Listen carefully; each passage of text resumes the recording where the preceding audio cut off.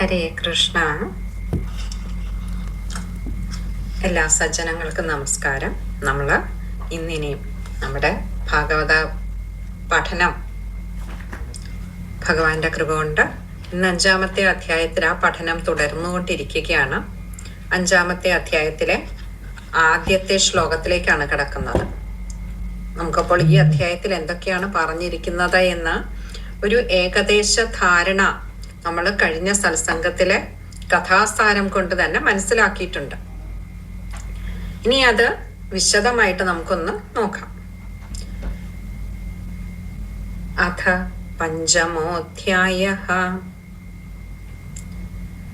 അഥ തം സുഖമാസീന ഉപാസീനം ബൃഹച്ഛ്രവാഃ ദേവർഷിഃ പ്രാഹ വിപ്രർഷിം വീണാ പാണിസ്മയന്നിവ.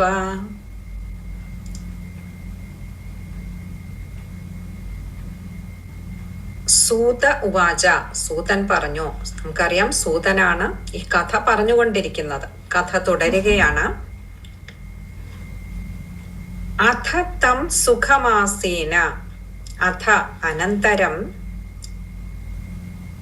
തം ആ, അതായത് തന്റെ ആശ്രമത്തിലേക്ക് കടന്നു വന്ന നാരദ മഹർഷിയോട് എന്താണ് ചെയ്തത്, വ്യാസഭഗവാൻ എങ്ങനെയാണ് ഉപചരിച്ചത് എന്ന് കൂടിയാണ് ഇവിടെ പറയുന്നത്. സുഖമാസീന. സുഖം എന്ന് പറഞ്ഞാല് സുഖമാസീന, സുഖം ആസീനഹ, 2 വാക്കുകളാണത്. സുഖം എന്ന് പറഞ്ഞാല് അങ്ങേക്ക് സുഖമാകും വണ്ണം, നമ്മൾ പറയില്ല കംഫർട്ടബിൾ ആയിട്ട്. അപ്പോൾ അങ്ങേക്ക് സുഖമാകും വണ്ണം ആസീന ഇരിക്കുന്നവനും, ഉപാസീനം സമീപത്ത്, ഉപ എന്നാൽ അടുത്ത് എന്നർത്ഥം, ഉപാസീനം അടുത്ത് ഇരിക്കുന്നതുമായിട്ടുള്ള, ബൃഹച്ഛ്രവ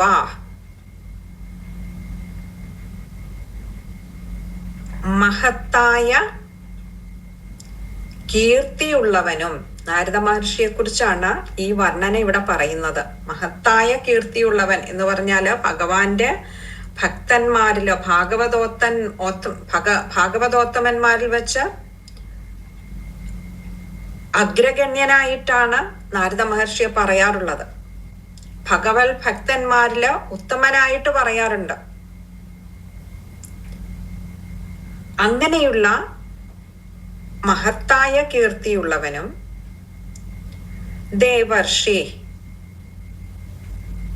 ദേവർഷിയായിട്ടുള്ള ശ്രീ നാരദ മഹർഷിയെ പ്രാഹ പറഞ്ഞു, വിപ്രർഷിം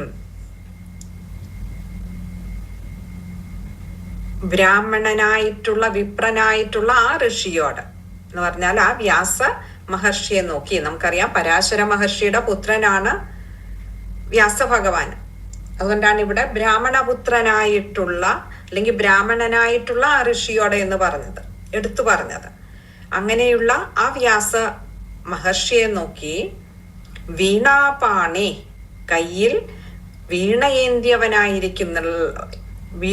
ഏന്ത്യവനായിട്ടുള്ള മഹതി എന്ന വീണ ധരിച്ച് സദാ 3 ലോകങ്ങളിലും ചുറ്റി ഭഗവാന്റെ കീർത്തിയെ വർണ്ണിക്കുന്നവനായിട്ടുള്ള ആ നാരദ മഹർഷി സ്മയന്നിവ, സ്മയൻ ഇവ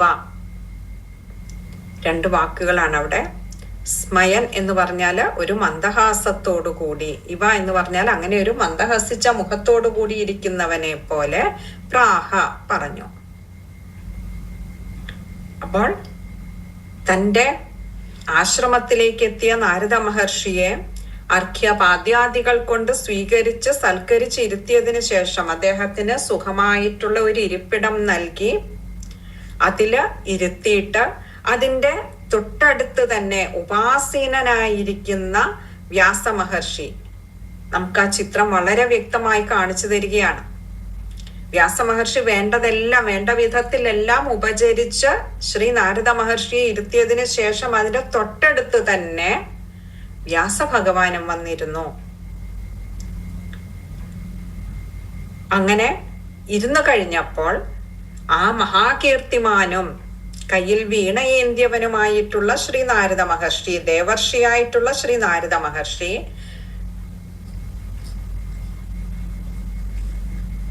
വിപ്രർഷിയായിട്ടുള്ള വ്യാസമഹർഷിയെ നോക്കി പുഞ്ചിരി തൂകിയ മുഖത്തോടു കൂടി ഇങ്ങനെ പറഞ്ഞു. നമുക്ക് അടുത്ത ശ്ലോകങ്ങളിൽ അത് കാണാം എന്താണ് പറഞ്ഞത് എന്ന്. നമുക്ക് ആ ശ്ലോകം ഒന്നുകൂടി നോക്കാം. അഥ തം സുഖമാസീന ഉപാസീനം ബൃഹശ്രവാ ദേവർഷി വിപ്രാഹ വിപ്രർഷിം വീണാപാണി സ്മയന്നിവ. ശ്ലോകം വായിക്കുമ്പോൾ ശ്രദ്ധിക്കേണ്ട കാര്യങ്ങള്: സുഖമാസീന, സുഖം ആസീന ആണ്, അവിടെ മായുടെ ആകാരം ശ്രദ്ധിക്കുക. അതുപോലെ ബൃഹശ്രവ, അവിടെ ബൃഹത് ശ്രവ ആണ്, മഹത്തായിട്ടുള്ള പേര് കേട്ടിട്ടുള്ളവൻ, കീർത്തി കേട്ടിട്ടുള്ളവൻ. അവിടെ ബൃഹശ്രവ എന്ന് പറയുമ്പോൾ ഛ എന്ന അക്ഷരം കൂട്ടക്ഷരമാണ്. അതുപോലെ വായിക്ക് ദീർഘമുണ്ട്, വിസർഗമുണ്ട്. വായിക്കുമ്പോൾ പകുതി ഹകാരത്തില് വായിച്ചു നിർത്തുകയും വേണം അവിടെ. അതുപോലെയാണ് ദേവർഷി, വീണാപാണി, അവിടെയൊക്കെയും വിസർഗമുണ്ട്, പകുതി ഹകാരത്തില് വായിക്കുക. പിന്നെ സ്മയന്നിവ, ന കൂട്ടക്ഷരമാണ്, വായിക്കുമ്പോൾ ശ്രദ്ധിക്കുക, ഇകാരവും ശ്രദ്ധിക്കുക. ഇനി അടുത്തത് രണ്ടാമത്തെ ശ്ലോകമാണ്. നാരദ ഉവാച പാരാശര്യ മഹാഭാഗ ഭവതഃ കച്ചിദാത്മനാ പരിതുഷ്യതി ശാരീര ആത്മാ മാനസ ഏവ വാ. പാരാശര്യ മഹാഭാഗ, മഹാഭാഗ മഹാഭാഗ്യവാനായിട്ടുള്ളവനെ. കഴിഞ്ഞില്ല, നാരദ മഹർഷി പറയുമ്പോൾ വാക്കുകളൊക്കെ വളരെ കൃത്യത്തിലാണ്, വളരെ വ്യക്തമായിട്ടാണ്, ഒന്നിനും ഒരു ഏറ്റക്കുറച്ചിലില്ലാതെ വളരെ ഭംഗിയായിട്ടാണ് ശ്രീ നാരദ മഹർഷി സംസാരിക്കുന്നത്. നമുക്കറിയാം, ഇപ്പം രാമായണ മാസം കഴിഞ്ഞിട്ടേ ഉള്ളൂ. അപ്പോൾ അതിൽ നമുക്ക് കാണാം ശ്രീരാമചന്ദ്ര ഭഗവാനെയും ലക്ഷ്മണകുമാരനെയും ആദ്യമായി സന്ധിക്കുമ്പോൾ ഹനുമൽ സ്വാമിയുടെ വാക്കുകൾ കേട്ടിട്ട് ശ്രീരാമചന്ദ്ര ഭഗവാൻ പറയുന്നുണ്ട്, അങ്ങ് ആരാണ് എന്നൊക്കെ ചോദിച്ചിട്ട് പറയുന്നുണ്ട്, അങ്ങ് നല്ലൊരു വൈയാകരണനാണ്. അതായത് വാക്കുകൾ കൊണ്ട് അദ്ദേഹത്തിന്റെ മഹത്വം വെളിവാക്കുന്നതാണ്. വേണ്ടുന്നത് പോലെ മാത്രം സംസാരിക്കുവാനുള്ള കഴിവ്, അതേസമയം വാക്കുകളുടെ ശുദ്ധി, ആശയങ്ങളുടെ വ്യക്തത, ഇതൊക്കെ തുളുമ്പുന്നതായിരുന്നു മാരുതിയുടെ വാക്കുകൾ. ഇവിടെയും അതുപോലെ തന്നെ ശ്രീ നാരദ മഹർഷി പറയുമ്പോഴും വാക്കുകളൊക്കെ ആ കൃത്യം അളവിലാണ് പ്രയോഗിക്കുന്നത്. മഹാത്മാക്കളുടെ വാക്കുകൾ അതൊരിക്കലും പാഴ്വാക്കാവില്ല, അത് വൃഥാവിലാകില്ല. അവര് പറയുന്ന ഓരോ വാക്കും ആ കറക്റ്റായിട്ടുള്ള ആ ഒരു പാരാമീറ്ററിലായിരിക്കും അവര് പറയുന്നത്. എന്ന് പറഞ്ഞാല് അതിന്റെ വ്യക്തത, അതേസമയം ആ വാക്കുകൾക്ക് അത്രമാത്രം ദൃഢതയും ഉണ്ടാവും, കൃത്യമായിരിക്കും ആശയം. ഇവിടെ പറയുകയാണ് പാരാശര്യ മഹാഭാഗ, അങ്ങ് മഹാഭാഗ്യവാനാണ്. കഴിഞ്ഞില്ല, പാരാശര്യനാണ്, പരാശരം മഹർഷിയുടെ പുത്രനാണ്. അങ്ങനെയുള്ള വ്യാസഭഗവാൻ ഭവാന്റെ അങ്ങയുടെ കച്ചിദാത്മന, കച്ചിത് ആത്മന, ഇങ്ങനെ രണ്ട് വാക്കുകൾ ചേരുന്നതാണ് കച്ചിദാത്മന. കച്ചിത് എന്ന് പറഞ്ഞാല് അങ്ങ് സന്തോഷിക്കുന്നുവോ പരിതോഷിക്കുന്നുവോ എന്ന ചോദിക്കാണ്. അതായത് അങ്ങേക്ക് സുഖമല്ലേ? പക്ഷെ നമ്മൾ ചോദിക്കും പോലെയല്ല മഹാത്മാക്കൾ ചോദിച്ചത്. എങ്ങനെ?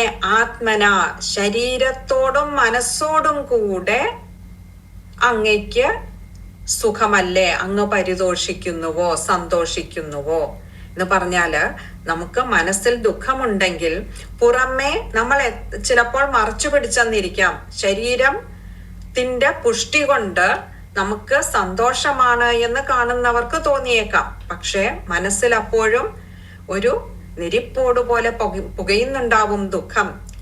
ഇവിടെ അത് എടുത്തു ചോദിച്ചു. എങ്ങനെ? ആത്മന കച്ചിത്, അങ്ങ് ശരീരത്തോടും മനസ്സോടും കൂടെ പരിതോഷിക്കുന്നുവോ, സന്തോഷിക്കുന്നുവോ?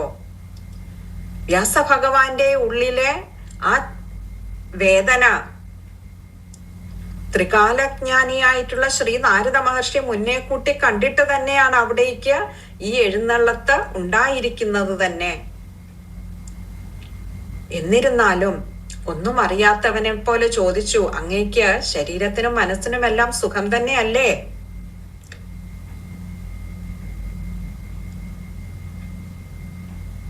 പരിതുഷ്യതി ശാരീര ആത്മാ മാനസ ഏവവ. പരിതുഷ്യതി, ഇവിടെ സന്തോഷിക്കുന്നുവോ? കച്ചിത് പരിതുഷ്യതി എന്ന് പറഞ്ഞാൽ അങ്ങ് പൂർണ്ണമായും സന്തോഷിക്കുന്നുവോ എന്നുള്ളത്. അതായത് അങ്ങ് പൂർണ്ണമായും സംതൃപ്തനാണോ, സന്തുഷ്ടവാനാണോ? പരിതുഷ്യതി എന്നാൽ സന്തോഷിക്കുക. കച്ചിത് വേണ്ടുവോൾ അഥവാ അത് നിറവാണോ എന്നുള്ള അർത്ഥത്തില്.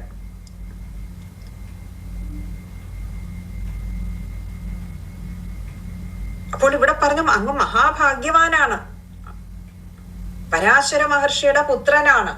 അപ്പോൾ ഇതൊക്കെ അങ്ങയുടെ ജീവിതത്തിൽ കിട്ടിയ വലിയ വലിയ നേട്ടങ്ങളാണ്. അതുകൊണ്ട് തന്നെ ചോദിക്കുകയാണ്, അത് പറഞ്ഞതിന് ശേഷമാണ് ചോദിക്കുന്നത്, ഇത്രയും ഭാഗ്യം സിദ്ധിച്ച അങ്ങ് ശരീരം കൊണ്ടും മനസ്സുകൊണ്ടും പൂർണ്ണമായും സന്തുഷ്ടവാനല്ലേ? ശാരീര ആത്മാ മാനസ ഏവവ.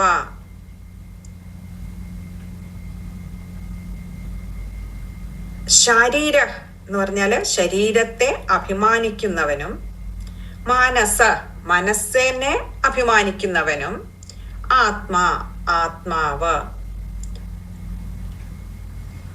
അപ്പോൾ അങ്ങ് അല്ലയോ മഹാഭാഗ്യശാലിയായിട്ടുള്ള വ്യാസമഹർഷിയെ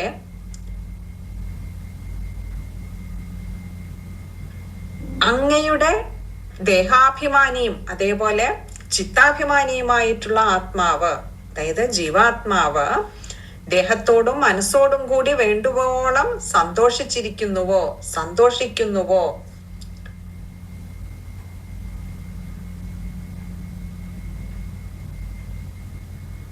മറ്റൊരു തരത്തിൽ പറഞ്ഞാൽ അങ്ങയുടെ ശരീരത്തിനും മനസ്സിനും ആത്മാവിനും ഒക്കെ സുഖം തന്നെയല്ലേ?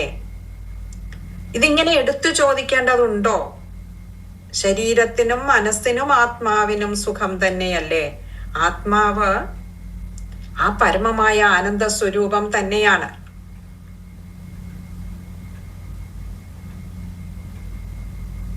ശരീരവും മനസ്സും ബാഹ്യമായ വിഷയങ്ങളിൽ ബദ്ധമാണ്. അതെല്ലാ ജീവജാലങ്ങൾക്കും അങ്ങനെയാണ്. ജീവാത്മാവ് എന്ന് പറയുന്നത് പരമാത്മ സ്വരൂപത്തിന്റെ ഒരു പ്രതിഫലനം മാത്രമാണ്. അതായത് ആനന്ദ സ്വരൂപനായിട്ടുള്ള ഭഗവാന്റെ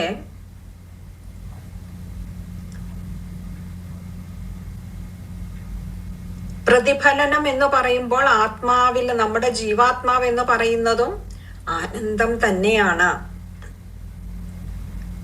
എന്നാൽ ആ ആനന്ദത്തെ അനുഭവിക്കണമെങ്കിൽ ബാഹ്യമായി അലഞ്ഞു നടക്കുന്ന മനസ്സും അതിൽ രമിച്ചിരിക്കുന്ന ശരീരവും അടങ്ങേണ്ടതുണ്ട്. അപ്പോൾ ഇതിൽ ഏതെങ്കിലും ഒന്നിന്റെ താളം തെറ്റിയാൽ അത് ശരീരത്തിനേൽക്കുന്ന ദുഃഖമായാലും സങ്കടങ്ങളായാലും മനസ്സിനെയും ബാധിക്കും, മനസ്സിനേൽക്കുന്നത് ശരീരത്തിനെയും ബാധിക്കും. അതുകൊണ്ടാണ് ശരീരവും മനസ്സും കൂടി എന്ന് എടുത്തു ചോദിച്ചത്. അപ്പോൾ മനസ്സിന് സുഖമില്ലെങ്കിൽ അത് സ്വാഭാവികമായും ശരീരത്തിന് സുഖം നൽകുകയില്ല. ശരീരത്തിന് സുഖമില്ലെങ്കിൽ അത് മനസ്സിനും സുഖത്തെ നൽകുകയില്ല. എന്നാൽ ഇത് രണ്ടും അടങ്ങിയാൽ മാത്രമേ ആത്മാവിന്റെ ആ പരബ്രഹ്മ സ്വരൂപത്തിന്റെ ആനന്ദത്തെ പൂർണ്ണമായും അനുഭവിക്കുവാൻ കഴിയൂ. ഇല്ലെങ്കിൽ ആകട്ടെ മായയാൽ ഛന്നമായിട്ടുള്ള മറയ്ക്കപ്പെട്ടിട്ടുള്ളതായിട്ടുള്ള ആ ജീവാത്മാവിന്റെ അനുഭവത്തെ, ആനന്ദ സാഗരത്തെ നമുക്ക് അറിയുവാനേ കഴിയുകയില്ല. പകരം നമ്മൾ അറിഞ്ഞുകൊണ്ടിരിക്കുന്നത് മുഴുവൻ ശരീരത്തിന്റെയും മനസ്സിന്റെയും ഈ ആകുലതകളും വ്യാകുലതകളും മാത്രമായിരിക്കും. അപ്പോൾ ഇത് അടങ്ങണം, ശരീരവും മനസ്സും അടങ്ങണം. ഇവിടെ വ്യാസമഹർഷി മനസ്സുകൊണ്ട് ദുഃഖിതനാണ്.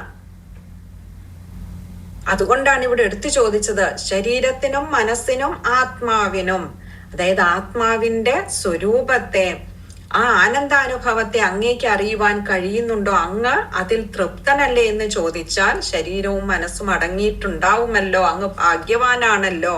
ഇനി എന്തുകൊണ്ടാണ് അങ്ങ് ഭാഗ്യവാനാണ് എന്ന് പറഞ്ഞത് എന്ന് നമുക്ക് അടുത്ത ശ്ലോകങ്ങളിൽ കാണാം.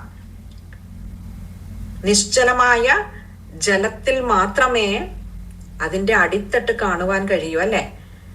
ഇവിടെ ശരീരവും മനസ്സും ഇങ്ങനെ സദാ ഇളകിക്കൊണ്ടിരിക്കുന്നത് കൊണ്ട് തന്നെ അടിത്തട്ടിന്റെ ആ പൂർണ്ണമായ ഭംഗി, ആനന്ദം, അനുഭവം അറിയുവാൻ കഴിയാതെ പോകുന്നു. ഇത് നമ്മളെ പോലെയുള്ള എല്ലാ